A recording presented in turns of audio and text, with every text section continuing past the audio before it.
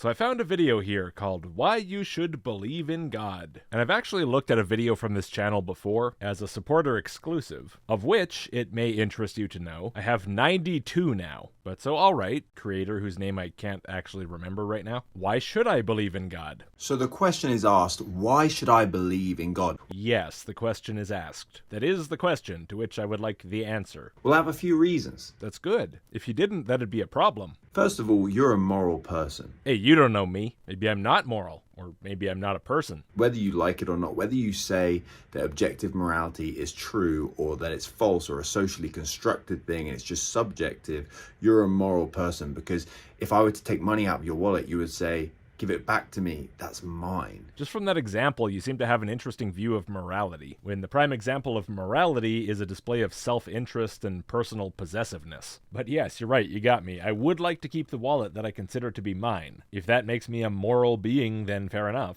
Of course, I'd quite like to keep really any wallet that I find in my possession, regardless of who I consider the owner to be, but other priorities may override that. If I find a wallet on the street, I may take other things into consideration and not end up keeping it, even if I have that option. But I'd still like to, especially if it's full of cash. You make moral claims when things happen around the world.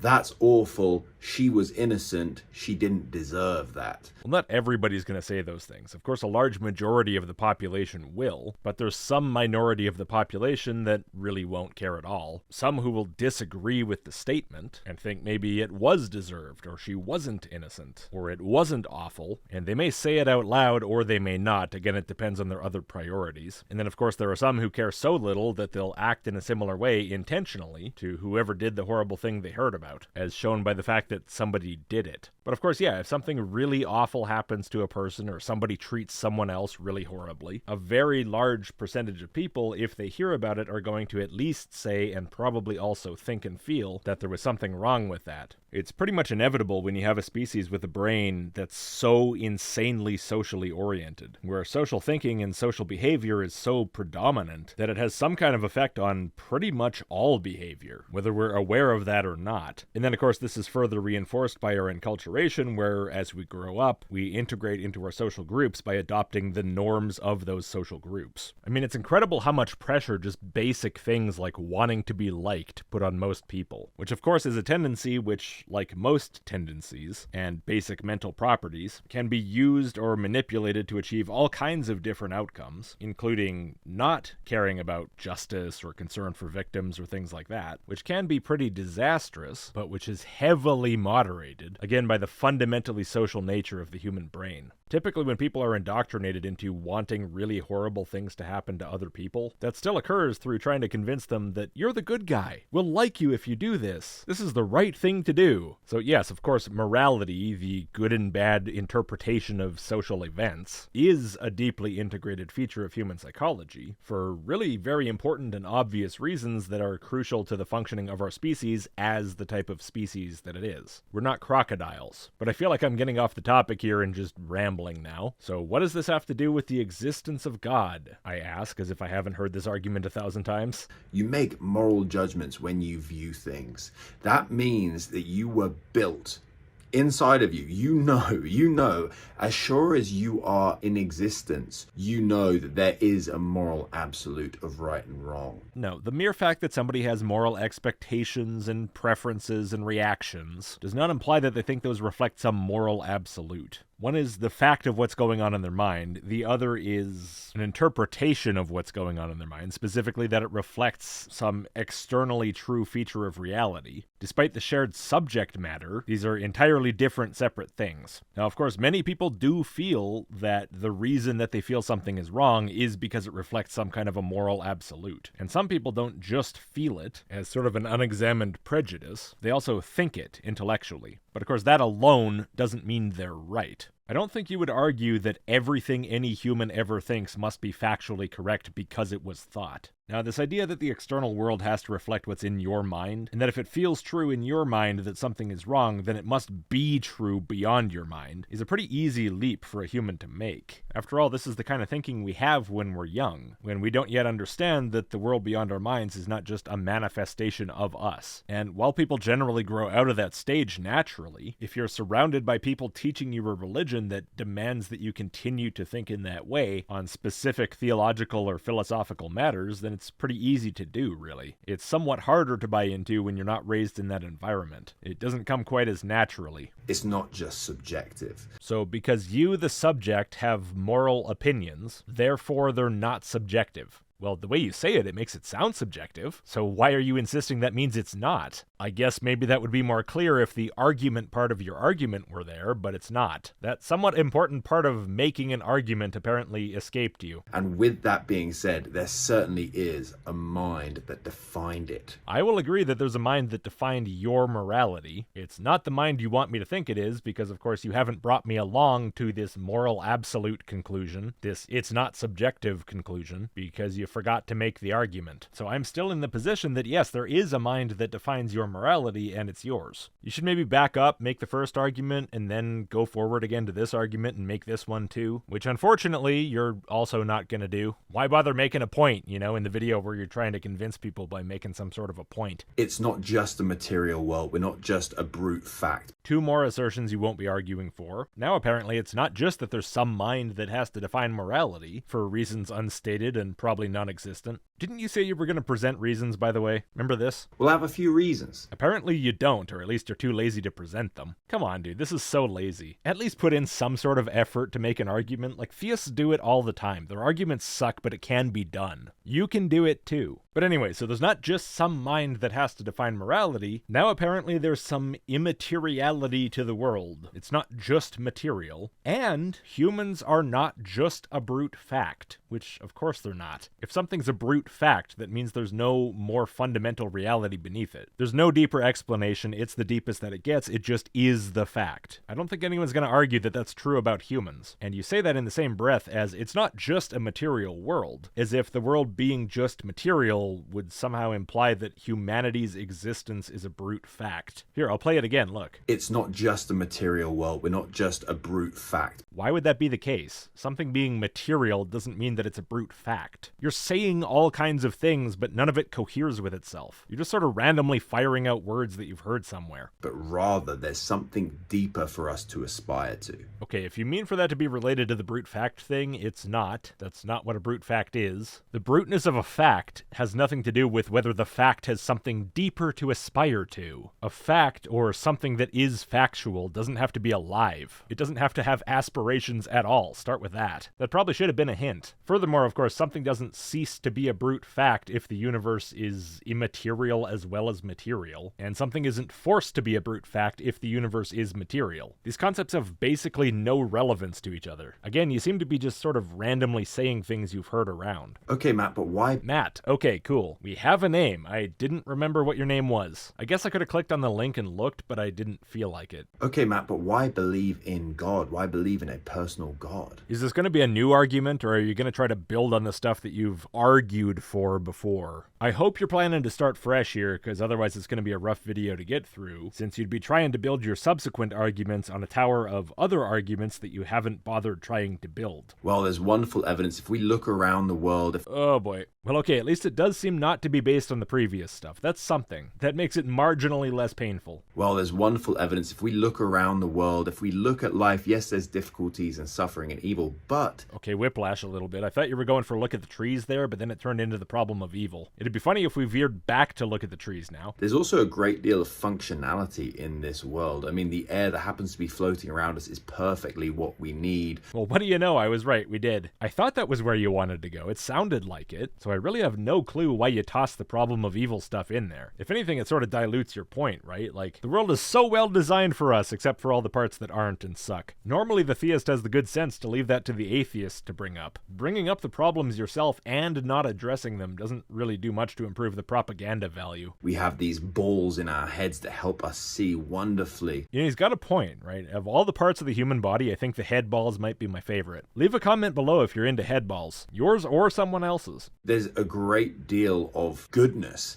in this world that is visible and objectively good. Weirdly, it seems like you're trying to kind of mash a problem of evil rebuttal together with a teleological argument and a moral argument at the same time. It seems really weird and unfocused, and it doesn't seem like it's going to be very effective. When you see two people who are estranged being reunited, or you see the birth of a baby for a couple that have been struggling to conceive, man, that's objectively good. You love to see that. So when these things happen, that's morally good. I'm pretty sure you're still using the word good in a moral context here. Correct me if I'm wrong, but that's what it sounds like. And the reason that I can be confident that these are moral goods that I guess counteract the problem of evil somehow is because I like them, which again is a subjective statement that you seem to be taking as evidence that what I subjectively prefer is objectively correct. Any reasoning that you might be doing escapes me entirely, which is not helped by the fact that you're not stating any of it. I hope that's going to change later in the video, but I don't have a lot of confidence that that's going to happen. When you see a child be taken care of and comforted by a parent, you see the goodness in that. That is objectively good. Well, it might be true that I in particular, and you in particular, objectively feel good about that, but that doesn't imply anything about its objective goodness. The fact that you have subjective feelings about something does not get you to, therefore your subjective feelings establish the objective facts. The only objective fact it establishes is that you have subjective feelings. Again, if you have this weird conclusion and you want me to come along with you to it, you have to make an argument to get me to do that. That's the point of the video. The point of the video is why should you believe in God, or in this case, in this premise that supposedly leads eventually to the conclusion of God. But so far you haven't given me a single reason why I should. A single reason to think this is implied by reality. And again, this points us towards a source of goodness. A source of feeling good, you mean? Okay, that would be us. We are the source of our feelings. Feelings being subjective and we being the subject. Okay, Matt, but why Christianity? You are getting so far ahead of yourself. It's almost as if you think that you've tried to establish something. All you've done is state a couple things you think and not connect them up in any way or link them to reality. Do you actually think there's any chance that anyone who's not already on your team, or at least insanely gullible, is still with you on this? Following you along obediently to this new argument that's highly dependent upon the listener being convinced by all the stuff you haven't said? Why do you believe God is a person? Why do you believe in Jesus Christ? Because it makes me feel nice, and that means it's true. Well, there's two real reasons. One, with the evidence we've been shown historically, archaeologically. Wait, you're going to try to bring up some kind of evidence for this? Not just your feels? Where was this kind of thinking before? If feelings are good enough for an argument that something is in fact objectively true, then they're good enough here too, yeah? So just say that. If we just grant the minimal facts that we know surrounding the resurrection, we know that Jesus Christ existed. Sure. I'm at least willing to grant that for the sake of argument. I'm not interested in this question whatsoever on an academic basis. For people who are actually interested in the question itself, they can argue about whether it's true, but the only thing relevant to me, and what I do, are the supernatural claims. And while the existence of Jesus is necessary for those supernatural claims to be true, it's so far from sufficient to demonstrate them that it just doesn't matter. There was a guy, cool. No good historian really denies that. Even Christian skeptics like Bart Ehrman will grant that.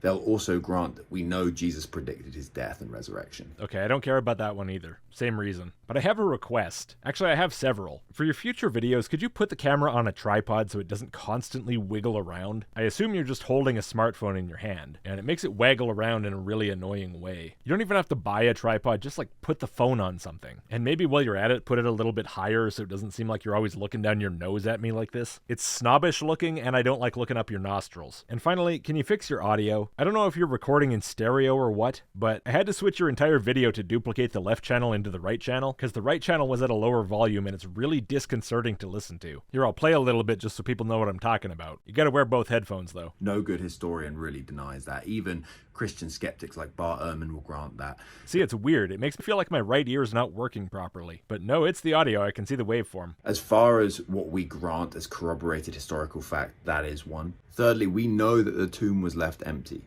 Deeply questionable that there was a tomb at all. Seems highly legendary, as of course does the empty tomb and the resurrection and all of this part. And the only reason I say that is to point out that my perspective differs from yours. You're presenting this as an uncontroversial claim. You're saying we know this, and you're putting this right up against these other claims that you say Bible skeptics believe. But you're getting more and more into controversial territory while not really acknowledging that it is controversial. If you want to argue for Christianity, then arguing that the seemingly legendary aspects of the Christian story are uncontroversial and everyone accepts them, including the people you're trying to convince, is not a very good strategy. And lastly, we know the lives of the apostles, but not just the apostles, also non-believers that then claim they saw the risen Jesus, the brother of Jesus, James, but also Paul. Yet religious people do religious things. Yes. In what way is this supposed to be special? Many other historians, including Josephus, Pliny the Younger, people like that, also wrote of Jesus' crucifixion. Okay, Josephus, yes, was a historian. And yes, he mentioned the crucifixion of Jesus essentially as a historical footnote, because he was talking about things that happened between the Jews and Pontius Pilate, and one of those things was the crucifixion. And he was writing about this 60 years after the crucifixion, an event that happened before he was even born. In other words, it's basically, here's how people say this went down, which is neither surprising nor unusual. Not then or today. People report on things they hear happened 60 years ago that actually did happen, and they report on things that happened 60 years ago that did not. Or a mix of getting things right and getting things wrong because hearsay. Now, as for Pliny the Younger, he was not a historian, and what you're referring to is a letter that he wrote to Trajan, which was just about how he dealt with the Christians and how he should do it going forward. No mention of the crucifixion, so what you've just said is not true. But how is this supposed to help you anyway? Like, yes, we know that there was a religion of Christians. Josephus referred to it, Pliny referred to it. Quite possibly there was a guy, and quite possibly the guy was crucified, and this is the kernel of mundane truth in the religion. But so what? We know that Jesus was a real person who died on the cross, and if you look at the life of the apostles and Paul and people like that, granted what I just went over, the existence of the supernatural and of a God. Why would that be granted, Matt? What about anything you've said would lead anyone to grant that? We know that resurrection is actually the most likely explanation. If you grant the thing I've asserted and not argued at all for, then the resurrection of Jesus is the most likely explanation for him having died and then been mentioned in relation to the religion by Josephus once. How do you... Okay, let's say I grant the existence of God. If that were the case, how would that make the resurrection the most likely explanation? There's all kinds of much simpler explanations, God or no God. And this is why, for example, the Muslims believe that Jesus was a real guy and did not come back from the dead. Same thing with the Jews, despite them believing in God. Because the one doesn't have anything to do with the other. The resurrection does not follow from the existence of God, or the fact that there was a religion about it. All you're doing here is saying the things you believe. You're just talking Christianly. There's no argument in sight. But more than that, or to start with, more accurately, probably the best evidence and the reason I actually became a Christian. It felt good, I'm guessing, judging from the rest of the video, is because Jesus Christ solves the very problem that plagues my soul. Stopping your soul from feeling plagued. Yeah, that sounds like another way of saying it feels good. I think I'm right. It would have been surprising if not. The problem that I spoke about earlier, we're moral beings, but I have no way of actually satisfying the moral obligation I feel in my heart. If you feel like you're not supposed to do something, just don't then. If you feel like you are, then just do then. That would be the way to do it. It's not that complicated. Occasionally difficult, but not impossible. Unless you feel like you're morally obligated to defy your biology or something. We all know, if we're honest, that yeah, even if we say, I've tried my hardest to be a good person, that statement in and of itself is an admittance of guilt. The word is admission. Admittance is like being allowed in the museum because you have a ticket. But sure, it could, in some contexts anyway, imply that you're feeling guilty about something, which again is something humans are very prone to doing, being social creatures. That feeling of guilt is essentially being social with yourself, in a way. You're taking on the role of some external person judging you. You're uncomfortable with external people judging you, and when they're not judging you, but you feel like they would, it's very common that you will take on the role of the person judging you. You're having a negative social interaction with yourself. Now, you say that Christianity solves this somehow, and that this convinced you that Christianity is true. This has nothing to do with whether Christianity is true. This has to do entirely with your personal feelings. If you want a solution to your personal feelings of self self-judgment of guilt, you really have three options. You can either start living up to your own standards, you can alter your standards, or you can just find some way to learn to live with that feeling, which I think is what you're saying Christianity helps you do. It provides an interpretive framework that you find you can use to look at your feelings of guilt a different way and reduce the strength of them through an alteration of perspective. Which is all well and good, of course, but there's 1,000,001 other ways to do that as well. Whether Christianity is useful to some people in alleviating their feelings of guilt has nothing to do with whether Christianity is true. And of course, for many people, Christianity severely exacerbates their feelings of guilt and is therefore totally counterproductive, and they're going to need to find some other way to deal with this, which makes it fortunate that there are other ways. I've tried my hardest to be a good person implies you failed.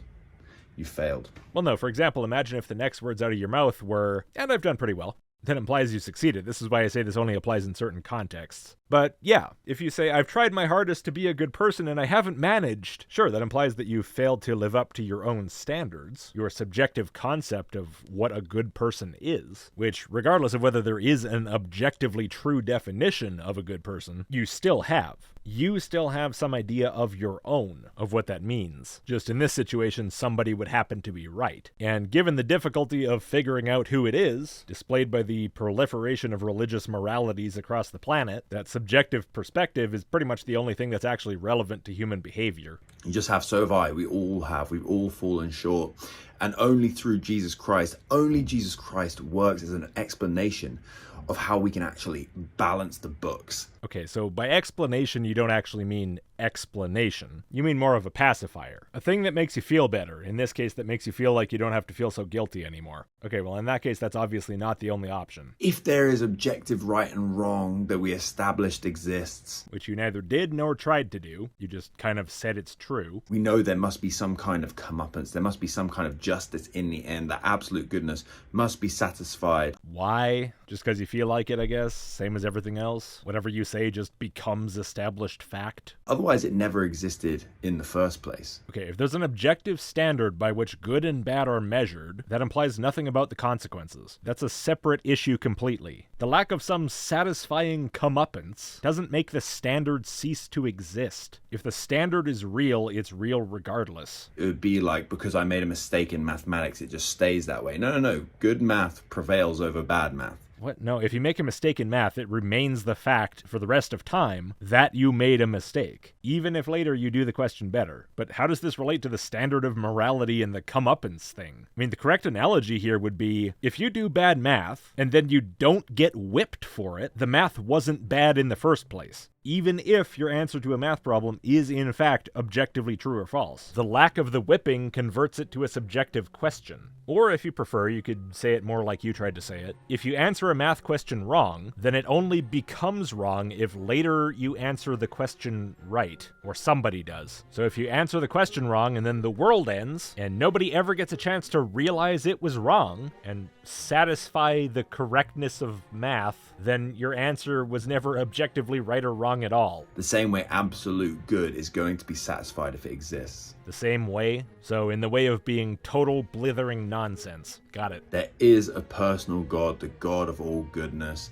and he actually put on human flesh and came down to satisfy goodness within you. Was you getting inside me as goodness satisfying for you as it was for me, Jesus? To fulfill what you couldn't, but he also took the punishment that he didn't want you to have to take. No, even by the Christian story, Jesus did not take infinite punishment. There are plenty of reasons for you to believe in God, but the best one is because what Jesus Christ did for you on the cross was a personal love letter to you saying, I love you and I will die for you. Okay, so the reason to believe in God is to believe in God and then believe in Christianity and then go, wow, I sure do like that Christianity stuff. That makes me feel warm and fuzzy. So I guess I'll believe in God already. That is at the center of Christianity, and it's available to you no matter what you've done, no matter what you've said. Cool, it'd be nice if you actually argued for that in this video, instead of talking about your feelings every time you seemed to want to start talking about an argument. Thank you for watching. We'll speak soon. I don't know, we'll see. Anyway, thank you for watching. If you would, before you go, please do give the video a like and click subscribe if you haven't. And if you like the channel, maybe consider supporting. A few bucks a month is enormously helpful, and huge thanks to all of my supporters who've already made that choice. Early access, email list, list.logicked.com, and I'll see you next time.